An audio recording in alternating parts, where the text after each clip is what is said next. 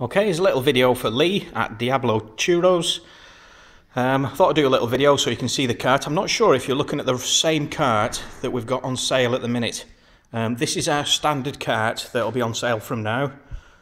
We can do others, but they will be at a different price, obviously. This is going to be the standard. And you can see we have two 1/6 dishes, so we've got a 1/3 dish space. So they will come out and you can fit a 1/3 dish straight in there. So here's a 1/3 dish. That'll stay straight in depending what you're selling. And you can also fit the smaller 1/9 dish straight across. I think I've got one here to show you. So you could fit 4 of those in a line, again depending on what you want to sell or any combination of those. The sink on these carts is on the side. It's a cold water sink and it's controlled by an on-demand pump which is on there. That noise usually stops once there's water in the system and it comes under pressure, but there's no water in at the minute. And they also come with a switch for the LED lights. We've got LED lights on both wheels on this cart. On the other side we've got the 1/3 space with two 1/6 dishes that come as standard and 2 sauce holders.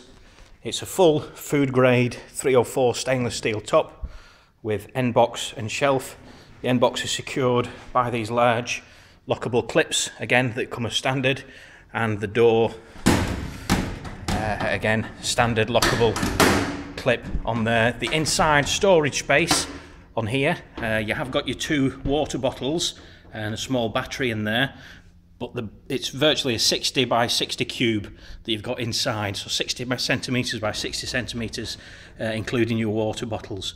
You can put a smaller waste container in there, or a smaller water bottle if needed. The front will take a large gas bottle because of the new design with the side sink. It will take most size gas bottles in there. You really only need one. It will last for a long time. If you are a distance from somewhere, you can change, and that's when it becomes a problem. But we could put another one on the side there by putting some little triangle of steel at the bottom frame, put 2 gas bottle holders on there. That wouldn't be a problem. You're probably looking about an extra sort of 60-70 pounds to do that. The front lockable wheel on there, so once that's on, it makes the whole thing pretty stable and it's not going to roll around anywhere when you're serving. If you're talking about taking it in a van, then we usually tie it down as well, just put a strap over the metal bar or something. But I mean, the front caster probably would do the job. The space you've got at the front, let me just grab my tape measure. Again, if you didn't want the end box is detachable, so the whole thing comes off and you've got a large space then. If you took the end box off, you're looking at around 60 centimetres really usable. This will get very hot, this part of the cart, but a good 60 centimetres usable space there if you wanted just one griddle and get rid of the end box. If you want to leave the end box on, which I normally do, you've got a good 35 centimetres distance from here to here, and this is 61 going across.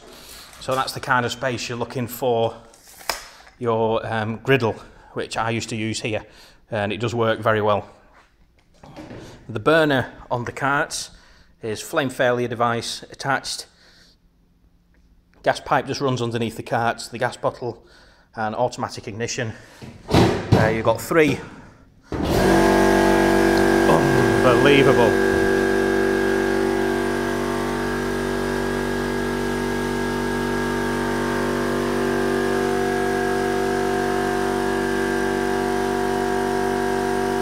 that's just fucking hell. The air compressor going off. I thought I would have switched off by now, but it's not. There we go. All professionally done, this photography, you know. Air compressor's going off. Steven Spielberg doesn't have this problem.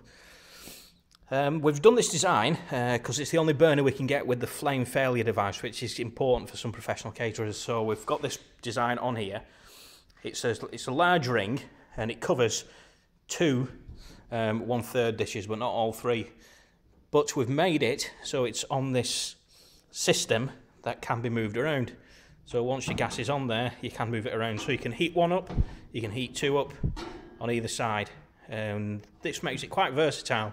So if you did want to do churros in a hot dog cart, you could put a 2/3 dish in and a 1/3 dish for the chocolate. So you'd have your oil and your chocolate. Keep the burner just over the oil side, and that would warm up from the residual heat. It doesn't need an awful lot of heat on chocolate, and you could do it that way. If you wanted to do hot dogs, which it's designed for, then we usually have the burner towards the middle of 2. So these would be for your hot dogs, and then you can just keep popping it over this side to get your onions up to temperature. But once they're up to temperature, usually just leave it over your hot dogs, and the residual heat will keep this nice and warm. You don't want this boiling away, otherwise it ruins things. So that's the way we can control our heat over the dishes, just by moving this gas thing around, which seems to be working quite well. You notice they've got the square aluminium handles on there, and that's because there's a separate shelf which fits on, and just gives you a little bit more working space. It's not a massive shelf, but it'll just hold a few buns while you're prepping buns and things you can put on there while you're prepping the dogs. So it's a little a bit more useful space that you've got.